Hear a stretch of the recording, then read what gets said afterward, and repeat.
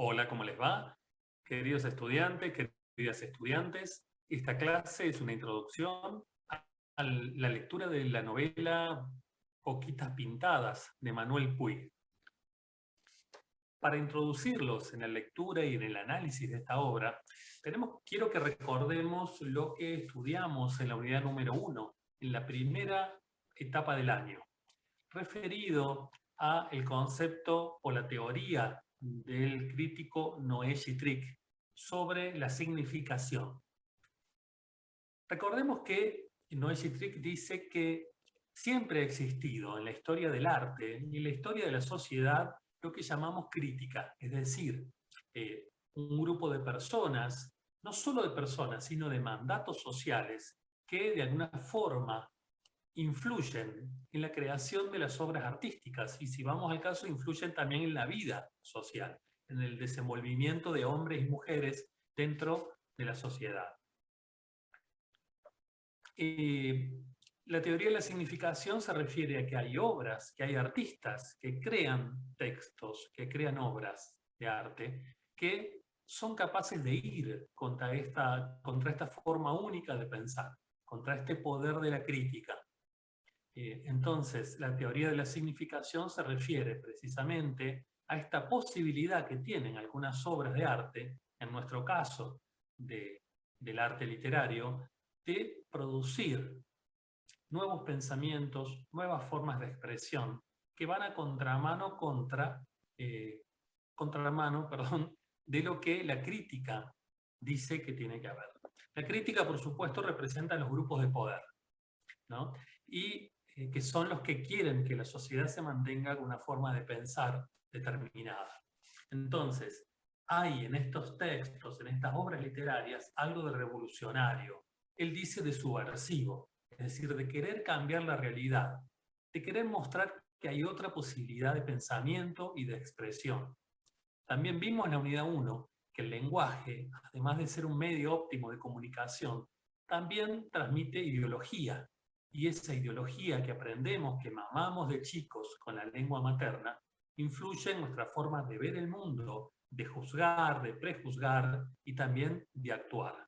Entonces, la literatura puede ser, a partir de estos textos significativos, una forma de liberación, una manera de mostrar estas ideologías ocultas en el lenguaje, de demostrarnos que hay ideas que tenemos en nuestra cabeza que no son más que prejuicios.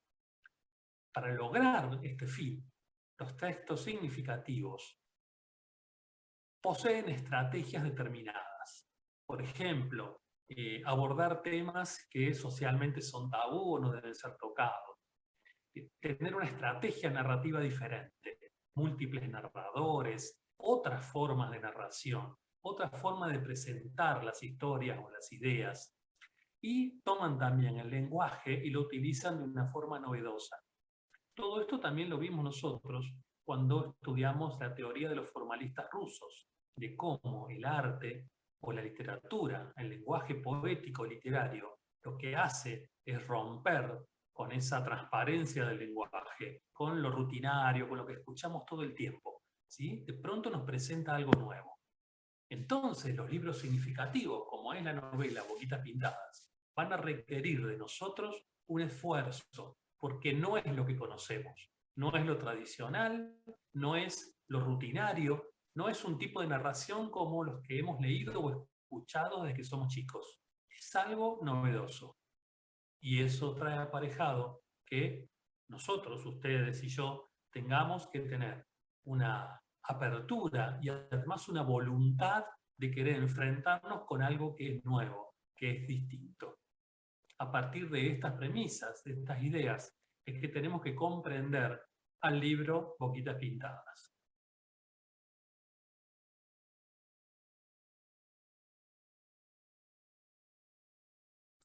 Vamos a pasar entonces ahora a la lectura, una primera lectura del libro.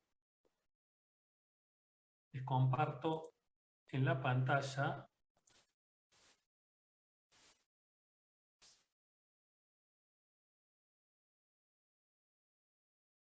Ahí están viendo ustedes la carátula del libro, se llama Boquitas Pintadas. El título es muy interesante y tiene que ver, aunque no se los comenté en su momento, con una obra que analizamos nosotros, un texto que analizamos, una canción, en la primera etapa del año. La canción se llama Rubias de New York y fue compuesta por Lepera y Carlos Gardel. Fue una canción que en la década del 30 era un hit, era muy, muy escuchado, incluso aparece en la primera película que se filmó, que Gardel filma en Nueva York, una especie de videoclip. En un momento de la película él canta la canción y en esta canción, Boquitas Pintadas, se habla de 4 mujeres, Mary, Peggy, Julie y Betty, y se las describe, digamos, como ensalzando sus virtudes.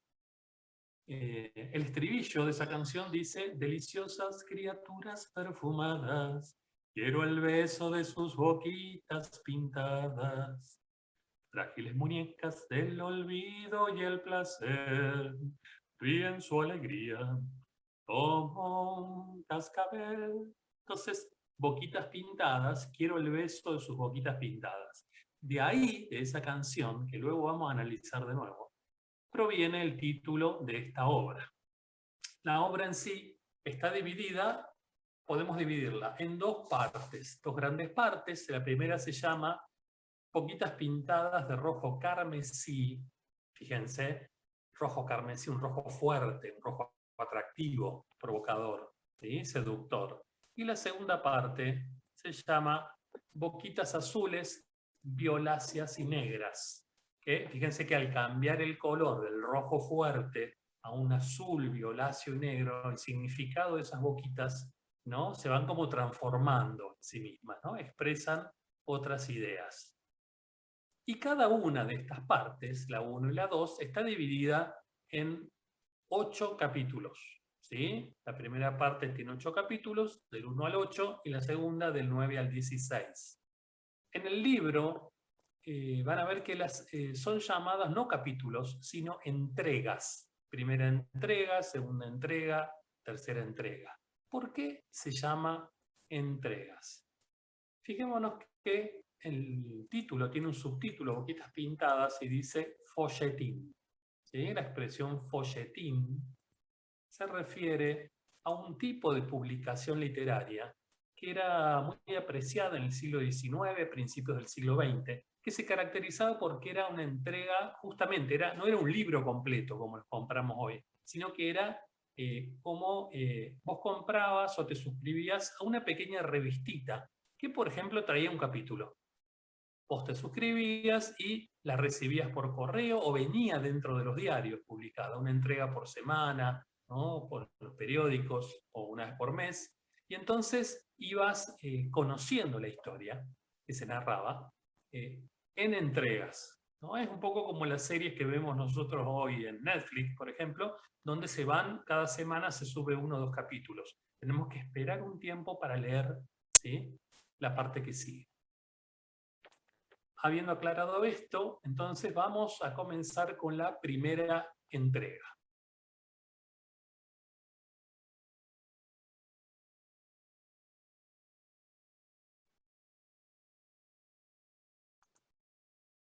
Primera entrega, o primer capítulo. Observen que hay un texto al comienzo que dice: era para mí la vida entera. Alfredo Lepera. Este tipo de texto es lo que se conoce como epígrafe. ¿Qué es un epígrafe? Un epígrafe es un texto o una cita que está presente en muchos textos literarios y no literarios, ¿sí? Pueden ser textos científicos también. Y esa cita tiene que ver con lo que se va a leer luego, con lo que el texto significa. A veces es una fundamentación para lo que viene después, o un aviso. ¿Sí? En este caso es una canción también cuya letra es de Alfredo Lepera, el que hizo la letra de Rubias de New York, ¿no?, la canción que nombramos antes. Y dice: era para mí la vida entera. Y comenzamos a leer. Nota aparecida en el número correspondiente a abril de 1947 de la revista mensual Nuestra Vecindad. publicada en la localidad de Coronel Vallejo, provincia de Buenos Aires. Fallecimiento lamentado. La desaparición del señor Juan Carlos Etchepare, acaecida el 18 de abril último, a la temprana edad de 29 años, tras soportar las alternativas de una larga enfermedad, ha producido en esta población de la que el extinto era querido hijo, general sentimiento de apesadumbrada sorpresa, no obstante conocer muchos allegados la seria afección que padecía. Con este deceso desaparece de nuestro medio un elemento que por las excelencias de su espíritu y carácter destacóse como ponderable valor, poseedor de un cúmulo de atributos o dones, su simpatía, lo cual distingue o diferencia a los seres poseedores de ese inestimable caudal, granjeándose la admiración de propios o extraños. Los restos de Juan Carlos Etchepare fueron inhumados en la necrópolis local, lugar hasta donde fueron acompañados por numeroso y acongojado cortejo. Volvamos atrás. Así comienza el libro. ¿Cómo comienza? Con una nota periodística aparecida en una revista mensual de un pueblo llamado Coronel Vallejos.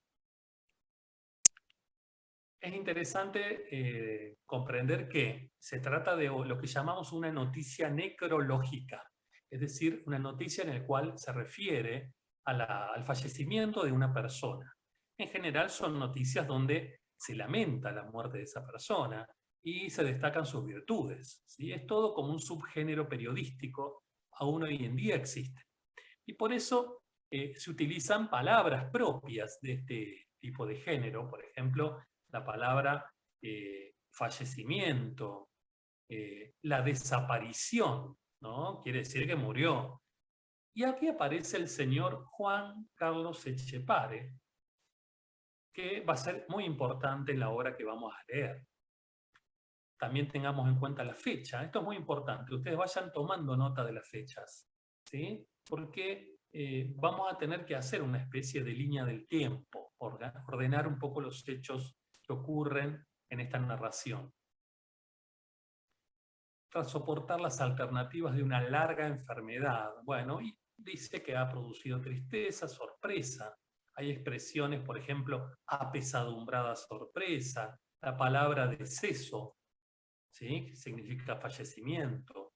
Dice que este muchacho era un medio, un elemento que se destacaba por las excelencias de su espíritu y carácter, ¿sí? Era un ponderable valor para la sociedad, una persona muy importante, muy buena, ¿no? Por lo menos con muchos valores. Dice que tenía un cúmulo de atributos o dones, su simpatía, y también que los restos de Juan Carlos Etchepare fueron inhumados. Inhumados significa metidos en la tierra, en el humus, viene del latín, ¿no? Es decir, enterrados. En la necrópolis local, la palabra necrópolis viene del griego, ¿sí? Sería la ciudad de los muertos, necrópolis. Polis es ciudad o estado, ¿no? Sería el cementerio. Y que fue acompañado allí, su cuerpo, ¿no? A ser enterrado por un numeroso y acongojado cortejo, ¿no? El acompañamiento de mucha gente y muy triste por la muerte de Juan Carlos. Esa es la presentación que se nos hace de este personaje, Juan Carlos Etchepare. Y a continuación, bueno, quería destacar algo. Fíjense que, a diferencia de, con esto que hablábamos de la significación, ¿no? De las estrategias que utilizan este tipo de textos para diferenciarse de la tradición literaria. En primer lugar, no comienza como las narraciones que conocemos, ¿sí? Lo primero que tenemos es una nota periodística. No está el famoso inicio narrativo. Había una vez en tal lugar, tal persona, hace mucho tiempo. Simplemente una nota periodística. Aparentemente el narrador no está presente. Aparentemente. ¿Sí? No podemos decir si es un narrador en primera persona, en segunda persona, en tercera persona. si es protagonista o participa de la acción. Simplemente se nos presenta este documento. Y a continuación, seguimos leyendo de la nota periodística, otro texto. Buenos Aires, 12 de mayo de 1947.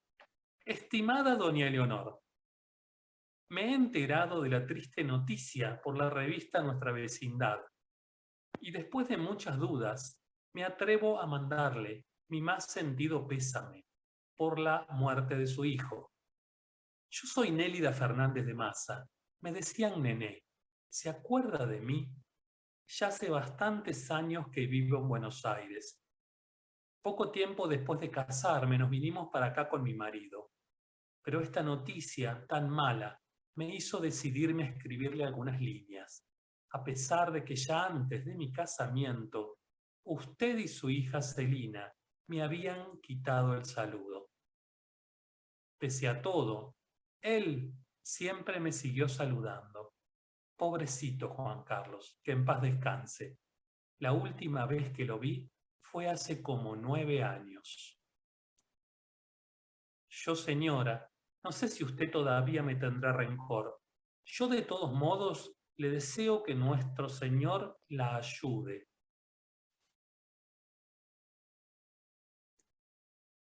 Debe ser muy difícil resignarse a una pérdida así, la de un hijo ya hombre.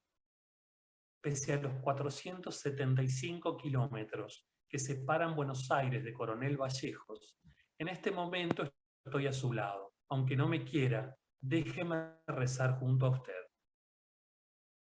Nélida Fernández de Massa. Iluminada por la nueva barra fluorescente de la cocina, después de tapar el frasco de tinta, mira sus manos y al notar manchados los dedos que sostenían la lapicera, se dirige a la pileta de lavar los platos. Con una piedra quita la tinta y se seca con un repasador.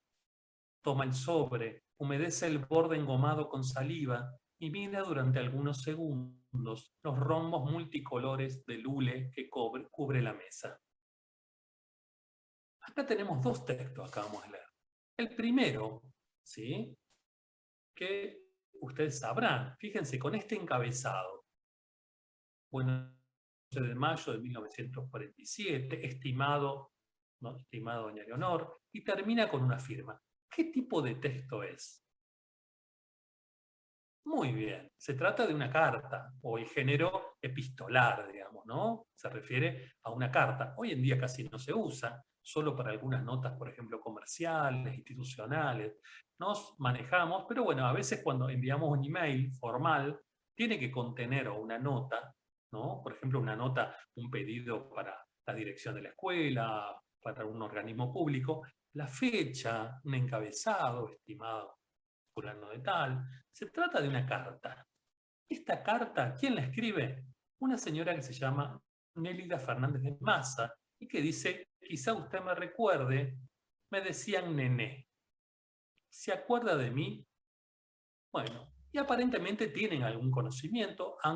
Dice que lo conoció a Juan Carlos, que se enteró de la noticia de la muerte de Juan Carlos por la nota que leímos antes, esa nota necrológica, ¿no?, donde se cuenta la muerte de Juan Carlos. Pero hay algunos detalles que nos llaman la atención. Dice, antes de mi casamiento, usted y su hija Celina me habían quitado el saludo. Esto de quitar el saludo tiene que ver con despreciar a una persona, ¿no? No hablarle, no dirigirle la palabra. Entonces pasaba por la calle y usted no la saludaba. Es un gesto como de rechazo social, de condena social, ¿no? Alguien le hace algo a ustedes que a ustedes no les gusta y ustedes no le hablan más. Mira, le dan vuelta a la cara, decimos nosotros. Dice que la última vez que lo vio a Juan Carlos fue hace como 9 años. Calculen entonces, en el año 1938 más o menos tiene que haber sido. Y luego dice, no sé si usted todavía me tendrá rencor. Ha pasado algo, ¿sí? En el pasado ha ocurrido algo que hizo que la relación entre doña Leonor y su hija, ¿no?, o sea, la mamá y la hermana del fallecido Juan Carlos, y esta mujer Nené, Nélida Fernández de Massa, que escribe la carta,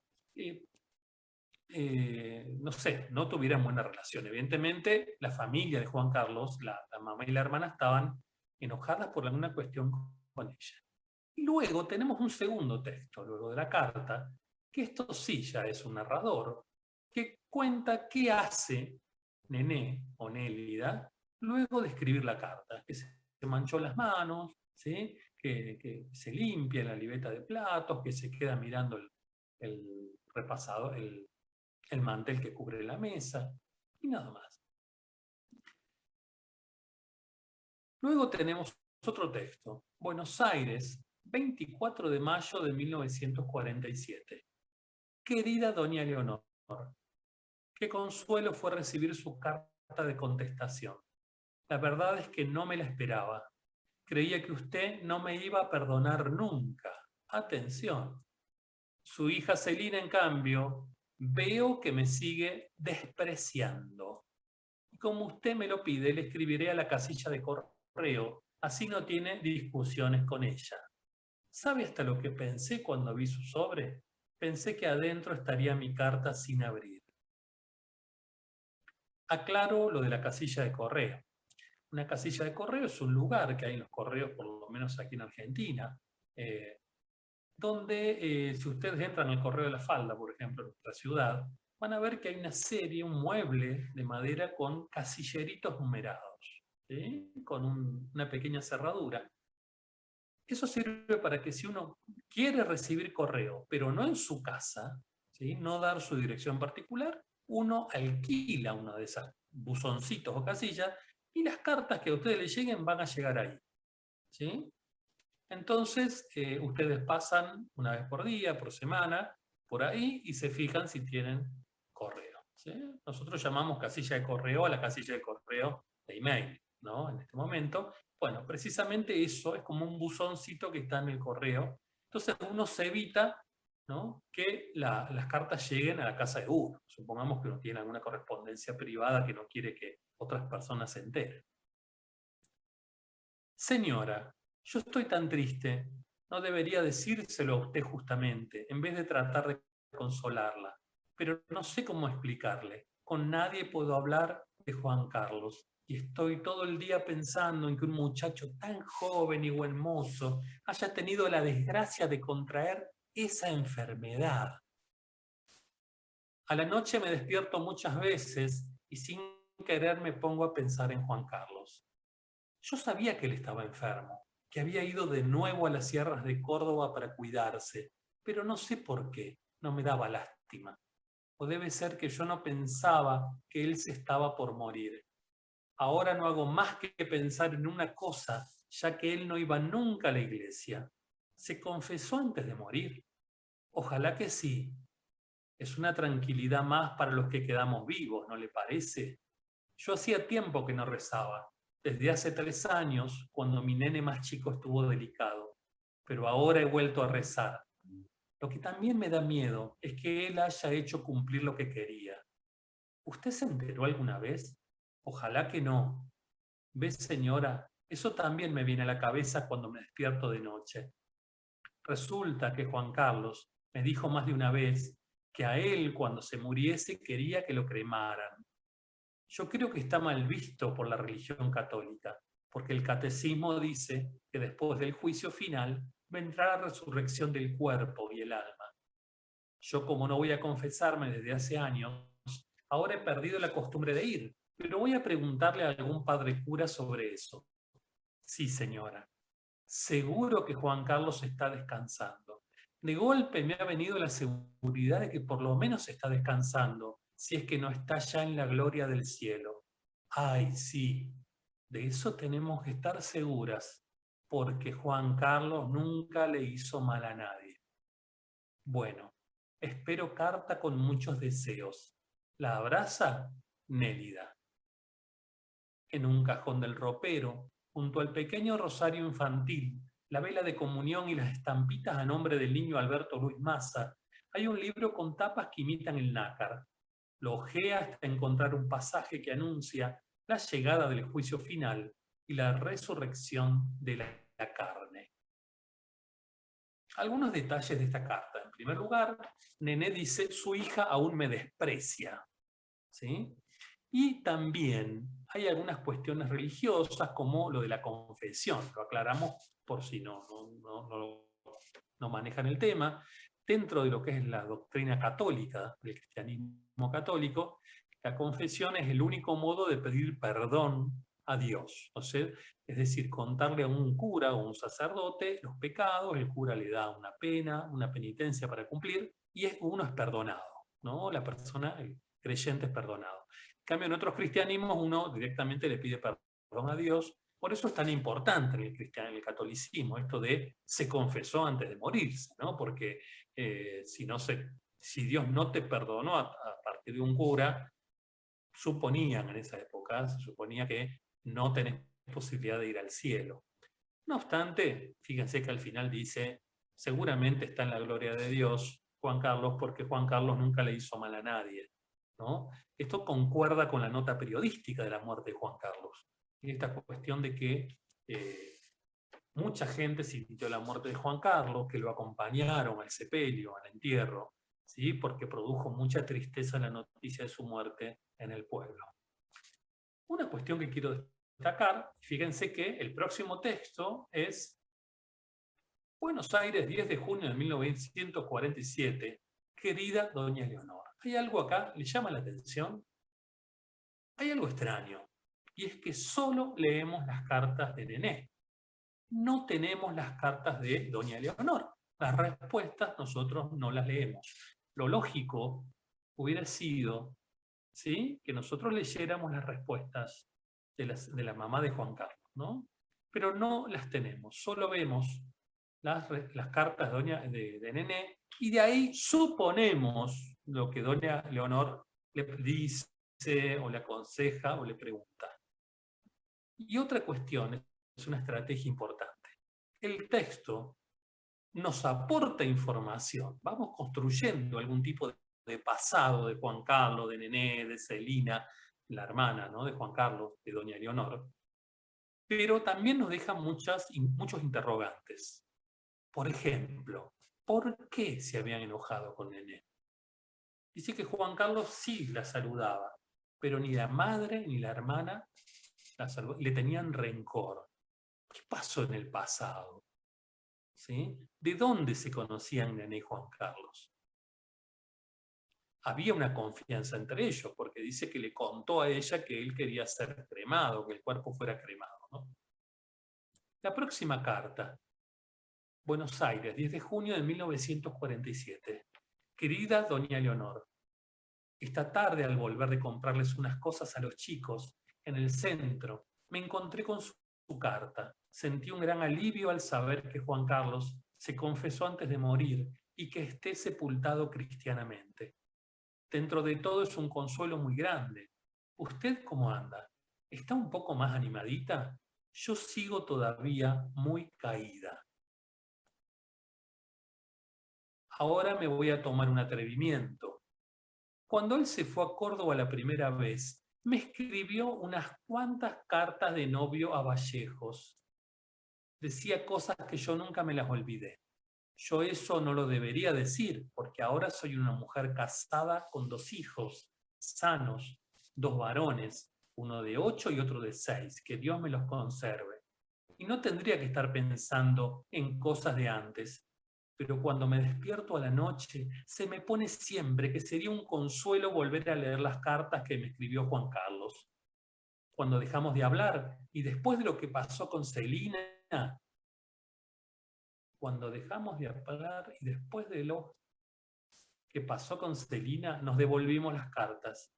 Eso no fue que lo discutiéramos entre los dos. Un día de repente yo recibí por correo todas mis cartas, las que les había mandado a Córdoba. Entonces yo le devolví también todas las que me había escrito él.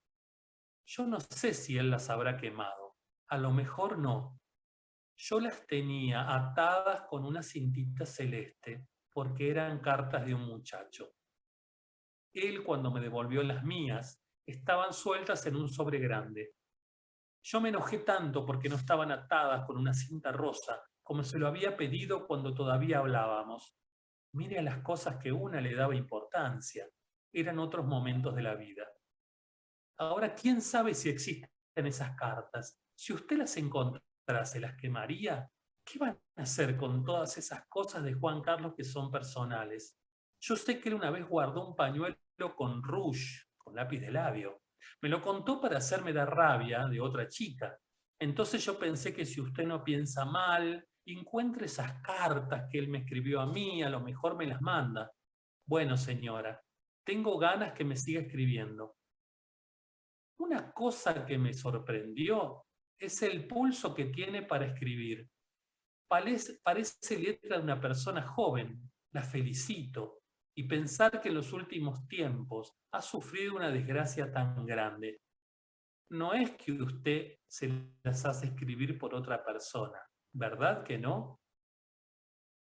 Recuerde que mis cartas son las de la cinta celeste. Con eso basta para darse cuenta, porque están sin el sobre. Yo cuando las coleccionaba fui tonta y tiré los sobres, porque me parecía que habían sido manoseados. ¿No le parece que un poco de razón yo tenía? Al sobre lo tocan en el correo muchas manos, pero la hoja de adentro no la había tocado más que Juan Carlos, pobrecito. Y después yo, nosotros dos nomás. La hoja de adentro sí que es una cosa íntima. Así que ya sabe, no tiene necesidad de leerle el encabezamiento para saber cuáles son mis cartas, por la cintita azul. Bueno, señora, deseo que estas líneas la encuentren más repuesta. La abraza y besa, Nené. Cierra el sobre, enciende la radio y empieza a cambiarse la ropa gastada de entre casa por un vestido de calle. La audición tango versus bolero está apenas iniciada. Se oyen alternados un tango y un bolero. El tango narra la desventura de un hombre que bajo la lluvia invernal recuerda la noche calurosa de luna en que conoció a su amada y la subsiguiente noche de lluvia en que la perdió, expresando su miedo de que al día siguiente salga el sol y ni siquiera así vuelva ella a su lado, posible indicio de su muerte. Finalmente pide que si el regreso no se produce, tampoco vuelvan a florecer los malbones del patio, si esos pétalos deberán marchitarse poco después. A continuación, el bolero describe la separación de una pareja, a pesar de lo mucho que ambos se aman. Separación determinada por razones secretas de él. No puede confesarle a ella el motivo y pide que le crea que volverá si las circunstancias se lo permiten, como el barco pesquero vuelve a su rada si las tormentas del mar Caribe no lo aniquilan. La audición finaliza frente al espejo en que se sigue mirando, después de aplicar el lápiz labial y el cisne con polvo. Se lleva el cabello tirante hacia arriba, tratando de reconstruir un peinado en boga algunos años atrás. Buenos Aires, 22 de junio de 1947. Querida doña Leonor, ya le estaba por escribir sin esperar contestación, cuando por suerte llegó su cartita. Me alegra saber que ya está más tranquila con menos visitas. La gente lo hace con buena intención, pero no se dan cuenta que molestan cuando son tantos.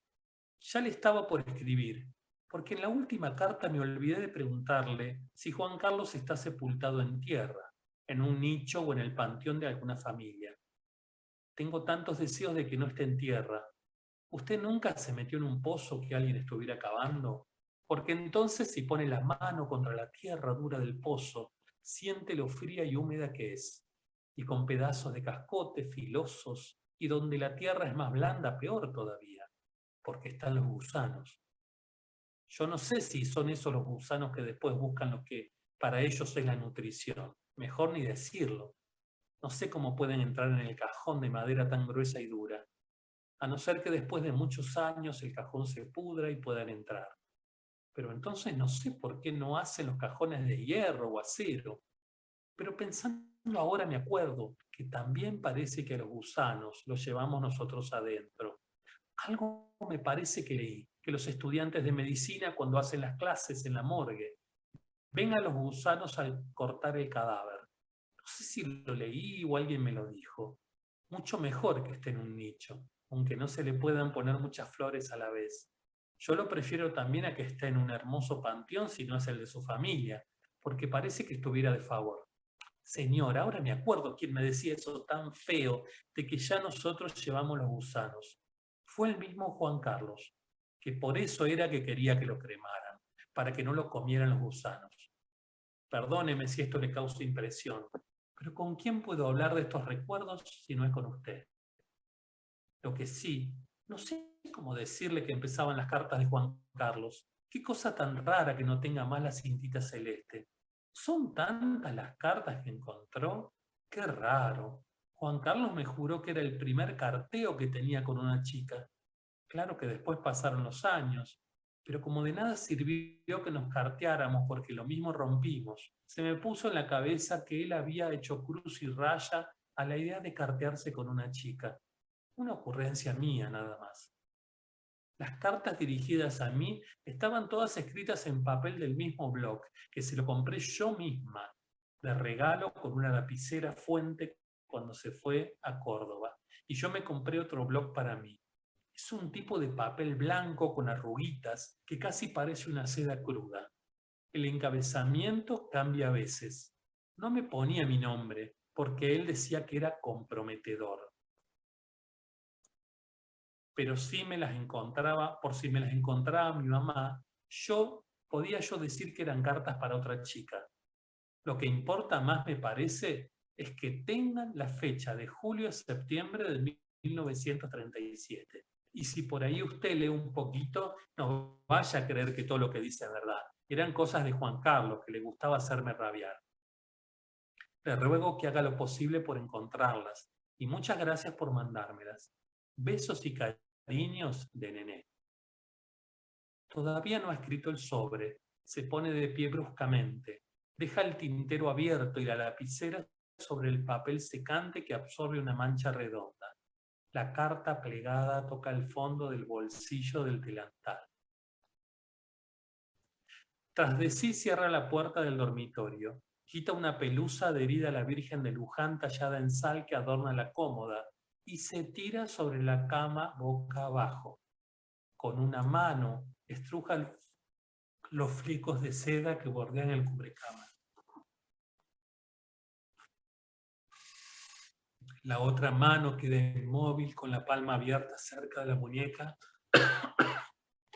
vestida de odalisca que ocupa el centro de la almohada. Exhala un suspiro. Acaricia los flecos durante algunos minutos.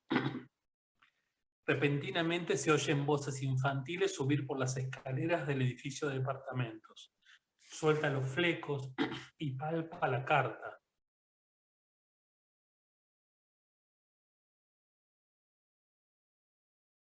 En el bolsillo para comprobar que no la ha dejado al alcance de nadie.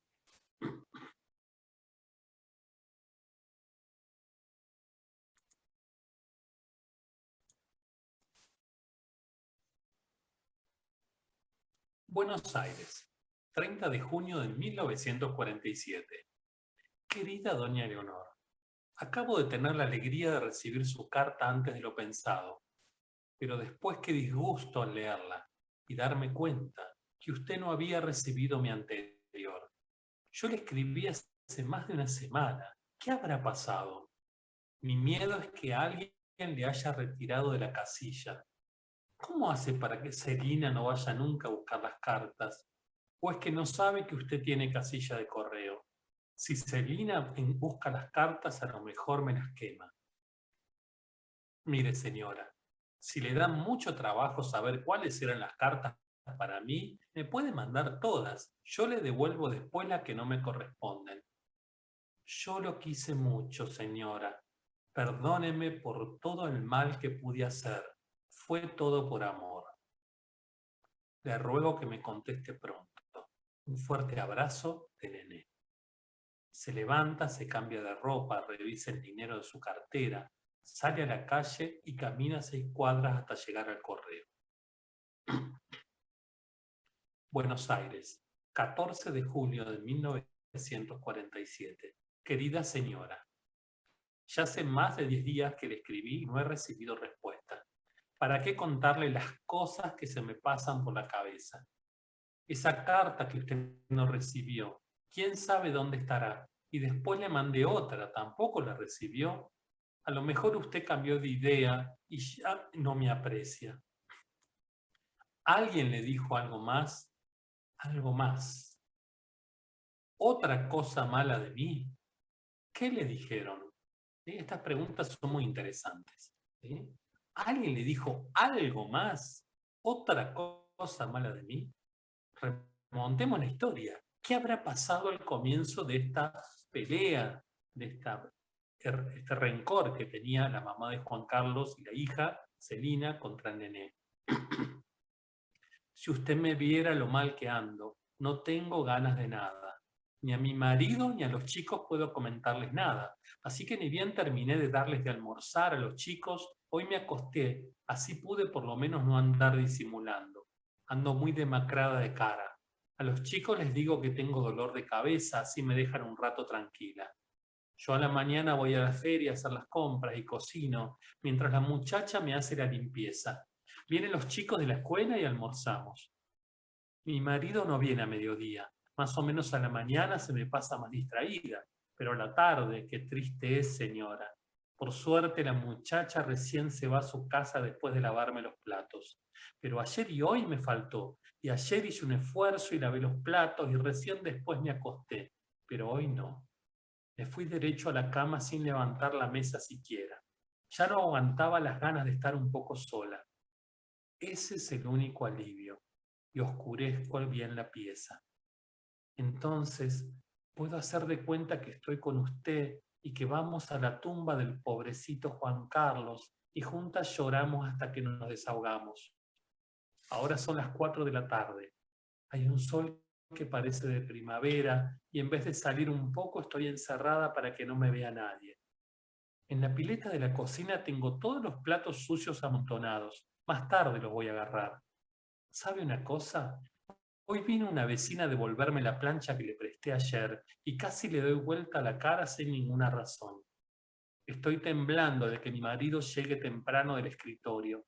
Ojalá se retrase, así puedo despachar esta carta. Seguro que sí. Pero a usted sí que tendría ganas de verla y hablar de todo lo que tengo ganas de saber de estos años que no lo vi a Juan Carlos. Te juro, señora, que cuando me casé con Massa ya no me acordaba más de Juan Carlos. Lo seguía apreciando como amigo y nada más, pero ahora no sé qué me pasa. Pienso, si Celina no hubiese hablado mal de mí, a lo mejor a estas horas Juan Carlos estaba vivo y casado con alguna buena chica o conmigo. Aquí le mando este recorte de la revista Nuestra Vecindad. Cuando la fiesta de la primavera, te calculo yo que sería 1936. Sí, claro, porque yo tenía recién los 20 años cumplidos. Ahí empezó todo. Si no le molesta, devuélvame lo que es un recuerdo. Ahí empezó todo. Y leemos ahora el texto periodístico, el recorte, que Nené le manda a la señora Leonor. Lucida celebración del Día de la Primavera. Siguiendo una práctica impuesta por la costumbre, el Club Deportivo Social inauguró la entrada en la estación primaveral con una lucida reunión danzante, efectuada el sábado 22 de septiembre, con el amenizamiento de la orquesta Los Armónicos de esta localidad.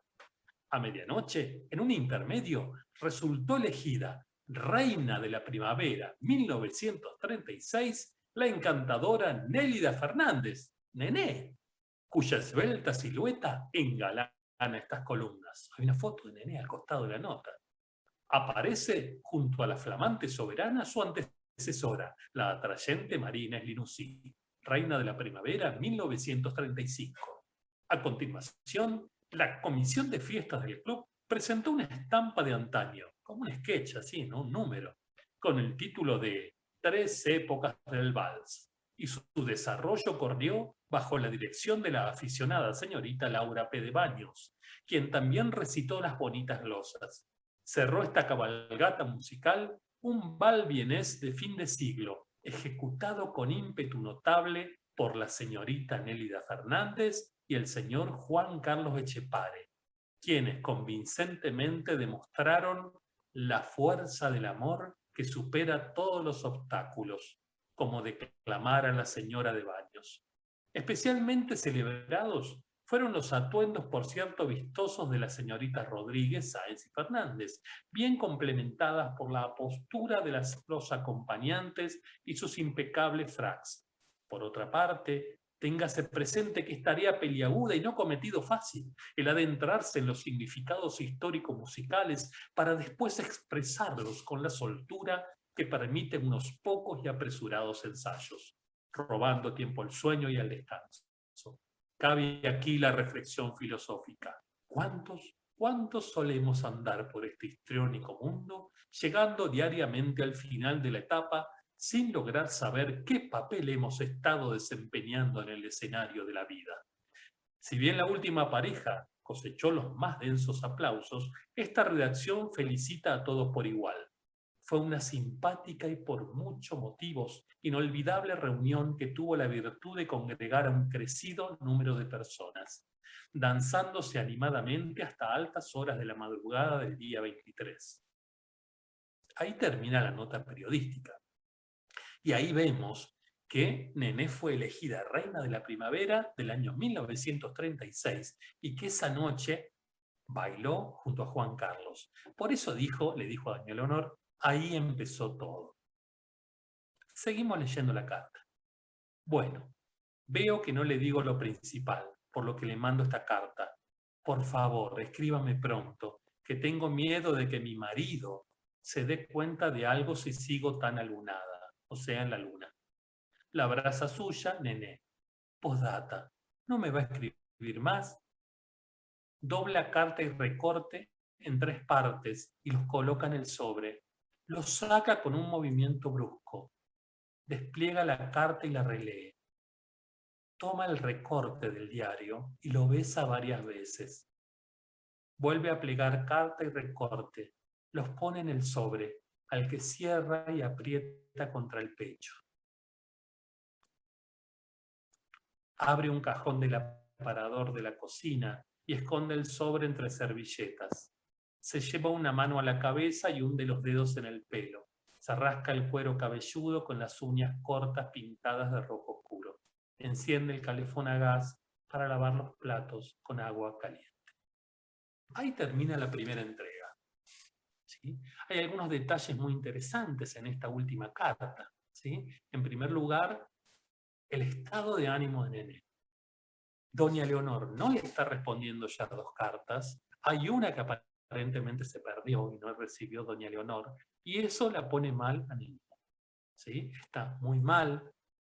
No le puede contar lo que le pasa ni al marido ni a los hijos, al marido menos, por supuesto. ¿Sí? Y nos vamos enterando cómo nació esta relación entre Juan Carlos y Nené, cuando ella tenía 20 años recién cumplidos.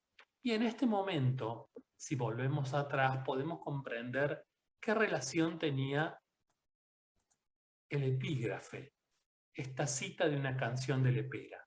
Era para mí la vida entera. ¿A quién se refiere? ¿Para quién era la vida entera? ¿Quién era su vida entera? Se trataba, sin duda, de lo que, o se trata, de lo que Nené siente y sentía por Juan Carlos. Este sentimiento de amor que redescubre ahora que le falta, ahora que puede tomar contacto con la madre de él, que la madre le vuelve a dirigir la palabra y empieza a valorar lo que perdió. Hasta aquí llega este primer video de la entrega primera. La entrega segunda, se la spoileo ahora, son otras cartas de Nené. Pero en esas cartas, por favor, no dejen de leerlas, porque hay detalles muy importantes sobre el pasado. Hay cosas trágicas incluso que Nené cuenta en esas cartas. Y también sobre la actualidad de Nené, sobre la vida de Nené, ¿sí? En la actualidad. Así que, bueno, léanla y la estrategia que se utiliza es la misma. ¿Sí? Solo leemos las cartas de Nené y no la de doña Leonor. Esa es la segunda entrega, ¿sí? Muy parecida a la primera, pero con datos, ya les digo, interesantísimos para esta especie de estrategia del chismorreo que vamos a hacer, digamos, ¿no? Esto de querer enterarnos qué pasó en el pasado. Muy de a poco vamos construyendo esta historia, ¿sí? La historia de amor entre Juan Carlos y Nené.